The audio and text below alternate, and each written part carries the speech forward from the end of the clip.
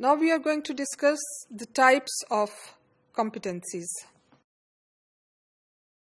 Communicative competencies consist of the following.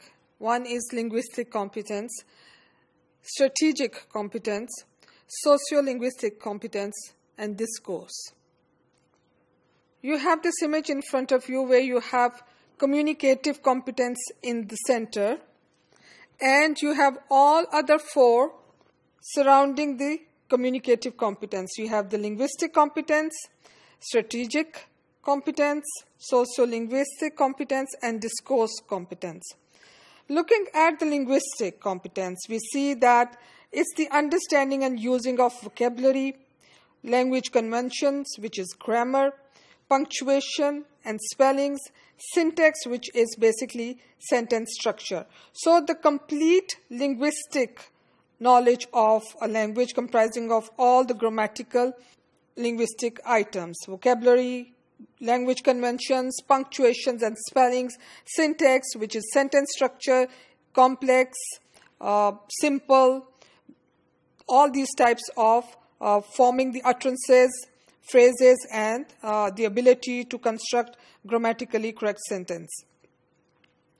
Then you have strategic competence, which consists of using technique to overcome language gap, plan and assess the effectiveness of communication. So overcome the language gap. This is that sometimes in a communication, when there is a breakdown of utterances or a communication, then this following or adopting certain strategies that can help overcoming the gap. If there is a broken sentence, but you are aware of the intentions and the objective of or the purpose of that particular sentence, you can fill in by helping or assisting the speaker by providing the input. Plan and assess the effectiveness of communication. So basically, this also what needs to be used, what kind of data to be used, and then analyzing that data to see if that data is relevant for fulfilling the appropriacy of the functional or communicational purpose of the language. Achieve conversational fluency. So strategic competence helps in achieving conversational fluency, because if there is something which is being spoken, or it gets stuck, or there is a breakdown, this, by following certain strategies, you can still enable the learners or speaker to continue with his or her conversation, and that can lead to the development of fluency. Modifying text for audience and purpose. So based on the intended expressions or based on the knowledge of the audience, one can modify the text, bring about the changes which can enable the fulfillment of the communicative or functional aspect of the use of the language. Then you have a socio-linguistic competence. Now this competence means having awareness of social rules of language, for example, formality, politeness, and directness. That, okay, there are certain social rules that how you are going to use your language. You need to use a formal language in a formal setting.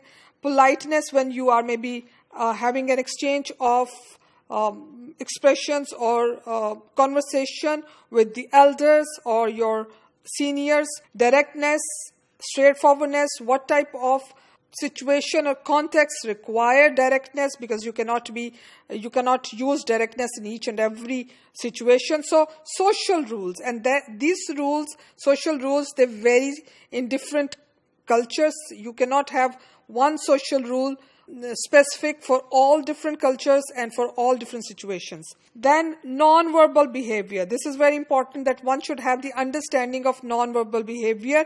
So because non-verbal behavior supplement and correspond to your verbal behaviors. Then cultural references, for example, idioms, expressions, background knowledge, all these bring about the awareness of cultural aspect of the language. One needs to understand these expressions. Discourse is very important, where you have the patterns of organization and cohesive and transitional devices.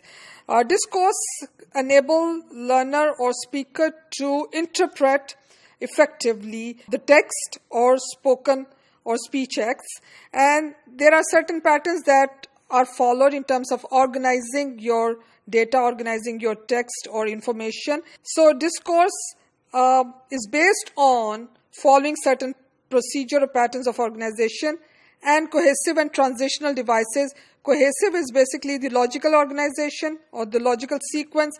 Transitional devices means one particular marker or one particular clue leading towards the understanding of the next clue, and how one idea is shifted or there's a transition of one idea leading to another. So competence, communicative competence relies on linguistic, strategic, sociolinguistic, and discourse.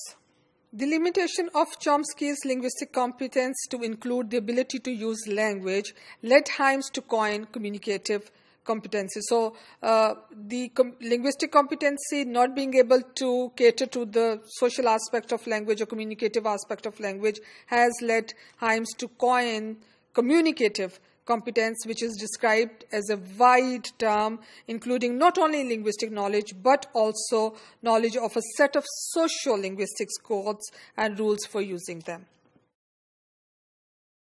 Now, there are following characteristics of communicative competence proposed by Savignon. First is the communicative competence is dynamic rather than static concept. So this is not something which is fixed. It depends on the negotiation of meaning between two or more persons who share some degree the same symbolic system. So belonging to the same speech community, they share what is being exchanged among themselves. So, and there is a negotiation in terms of the exchange of meaning. This is not something which is fixed.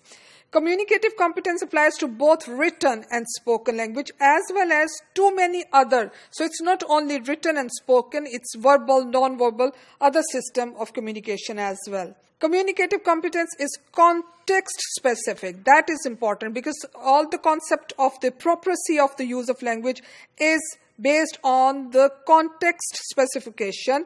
It takes place in an infinitive variety of situations, and success in a particular role depends on one's understanding of language context or a context in which it is used. So the core aspect of communicative competence is, this is a very important characteristic, that it is context specific. One successful, or the criteria of the successful communication is that it depends on the one's understanding of the context so that he or she can use the language appropriately. Fourth is, it is defined as a presumed underlying ability, that the presumed that this is understood that there's the linguistic competence is there. And performance is something which is open manifestation, which is something which is presented, which is overt. And that is the representation of the underlying ability. Competence is what one knows and performance is what one does. Fifth is the communicative competence is relative. It's not absolute, since it makes sense that to speak of degree of communicative competence, basically, as there are so many other things which are involved, cooperation of all the participants, therefore it is not absolute, it is relative. It is highly dependent on the other factors in terms of the participant, situation, environment in which it takes place, and therefore it makes sense then to speak of degree of communicative competence, that in terms of analyzing or assessing the degree, that okay, one has this much of communicative competence in regard to the development of second language, it can be measured as it is not absolute but relative.